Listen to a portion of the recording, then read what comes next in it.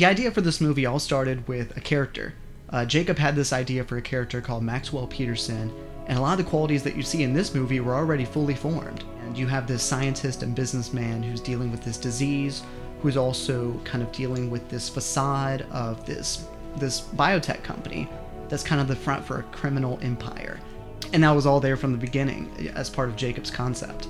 And so really all I did was just take this idea and this character and start to think about, all right, what kind of story do I want to tell with this character? And it's not quite an origin story, but let's do something with this character in his younger days. You know, you see this young businessman who may be still a college student, maybe he's a college dropout. I don't know. You have these shots where he's on campus and is thinking, and I kind of want to leave that up to the audience. A big part of my philosophy for this movie was trying to think of ways for the audience to interpret things that we just show through visual storytelling.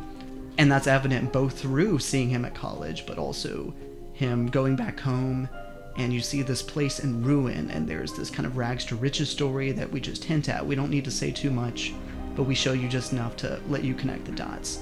And a lot of this movie I wanted to present that way, to tell a story where we can basically just collect a lot of B-roll and string together these kind of more abstract sequences and let the audience kind of fill in, all right, who is this character? What is this business? What is this world?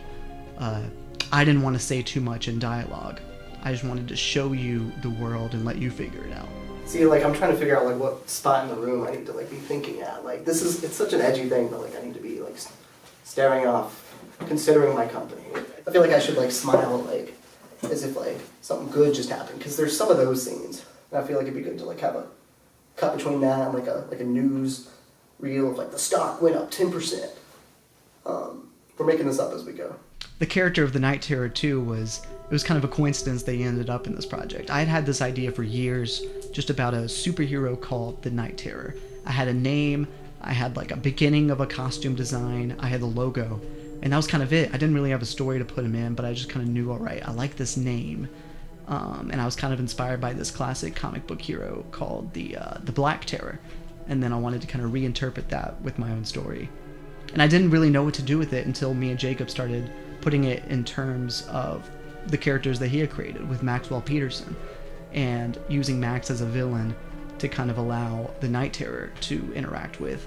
And I love how the Night Terror fits into this story, because when he appears in the climax, he's literally kind of acting as a nightmare. And even that was kind of a coincidence. This finale scene was not there from the beginning. That's something that was completely conceptualized by Alex Latham.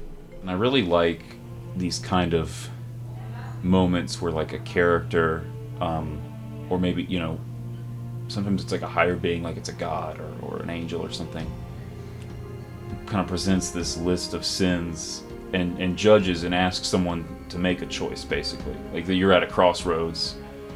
Let's take a look at your past and your present, and then we need to decide your future. You know, and I was thinking a bit about, like, Christmas Carol and Scrooge, obviously. And it seemed like that, where just you kind of have this entity talking to someone and just laying it all out and saying, like, I need you to make a choice, whether it's real or not. And I think that was kind of part of the intent, was like, he's gonna mix substances, he's gonna be drinking and taking pills and stuff, he's in a really bad state. And so it is, you know, possible that it's real, it's also possible it's not, but regardless, he does have this encounter, he does have this interaction. And I kind of gave you a draft of it, and you liked it, and you're like, let me rewrite it so it kind of fits my overall tone a bit. And that was really what I contributed, I think, the most to the script, was like, we kind of had a solid ending, because I think you were still unsure about that.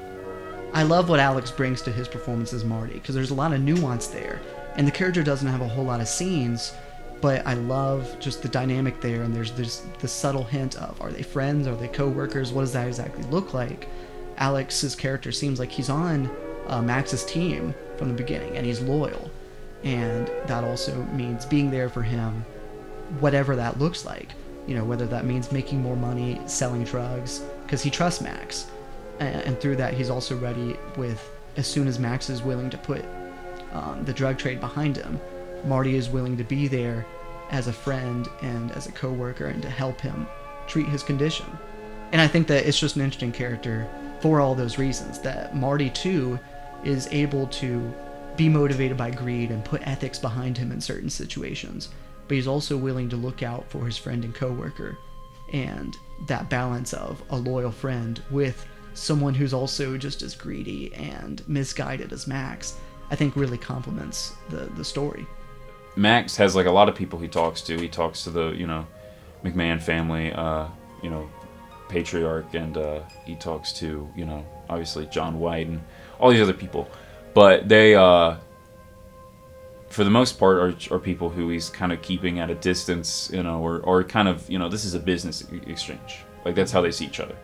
And for Marty and Peter and Max, it's about this sort of, like, it is also an exchange, but there is some kindness there between the two. Whether it's like a friendship yet is kind of, like, I wouldn't maybe say so, but there's a potential for that. And, like, I wanted to try to convey, hopefully, that, like, Marty is someone who cares about Max and wants to, like, is happy to do this work, whatever it is, which is why, when Max calls him at the end and says, I want to stop this, but I want you on my team to help me research, this blood disease, Marty's there.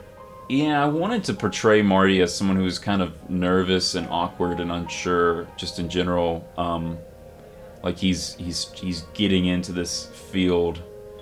When we first see him, obviously they're having that meeting, and he's unsure. But the promise of money is really nice. The triple annual is really enticing, but I think it's definitely wow, this is a little bit over my head myself.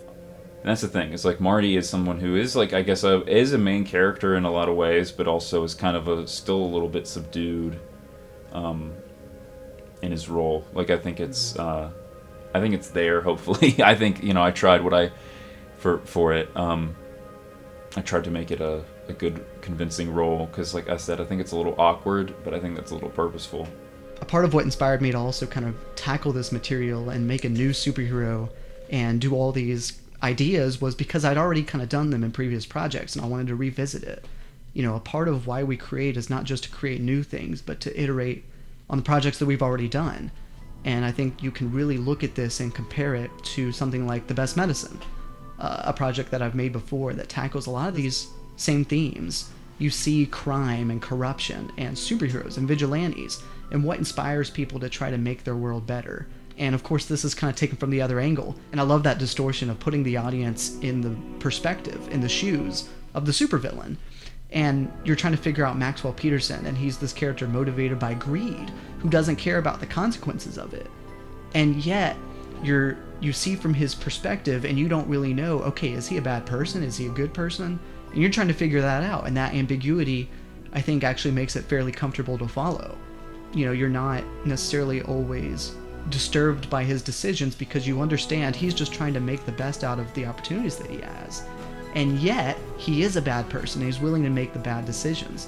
I also like that we're able to follow the supervillain, but yet by kind of telling the Scrooge story, give him a little bit of redemption at the end, show that when push comes to shove, when confronted with his own sins, he's able to make the right choice and change and become a better person.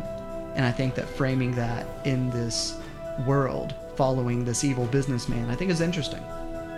I think for me, like, a big comparison that I think about with Best Medicine and is just the fact that there's this sort of corrupt system, and in Best Medicine it's this sort of corrupt political system, and though it's on a city council level, it's applicable to a nationwide sort of epidemic, I suppose. And something that we do with Night Terror is it is sort of like that, but we're kind of focusing on a character who's causing it, because in Best Medicine it's more about, okay, this thing is happening and here's people's responses to it, and now we're looking at maybe a root cause of it, which is these sort of very wealthy individuals who seek to sort of remake things in their own image. I think a good important line in the movie is Max talking about, like, retaining the status quo. I want their status quo to remain favorable.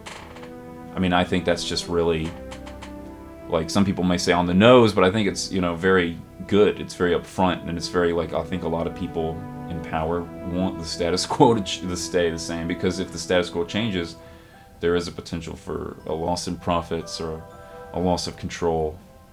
And we are looking at an individual, and like Max, and maybe it's idealistic, but we're looking at someone who is able to maybe change and realize like, oh man, like I am doing this all wrong. Like if I did have a dream or a vision, like it's corrupt now. Like I can't even truthfully say I'm still, you know, I'm still doing this for those reasons. Like when I think of the best medicine in this, I think that's the big thing, is kind of just looking at these ideas again and doing them in a different way and showing a different side of them. You can see all these things that I've improved in the past couple years. There's better cinematography. I think there's more interesting characters. I think we're able to develop this world and this location and just execute at a higher level. You look at the CG, and we're doing a lot of the same things. We have these CG buildings between these two short films, and they look better now. And now we have a whole CG action sequence, this truck chase. I love with every film I can do, I can push the barrier a little further. The limit of what I can do is pushed on every project. I want to do more. I want to keep doing new things. And that's part of what motivates me to keep making things, is that I want to keep doing more with every project and do it better every time. And even if I'm kind of tackling some of the same themes here and there, I love being able to do it in a new way with more skill at a higher level and keep getting better and better every time.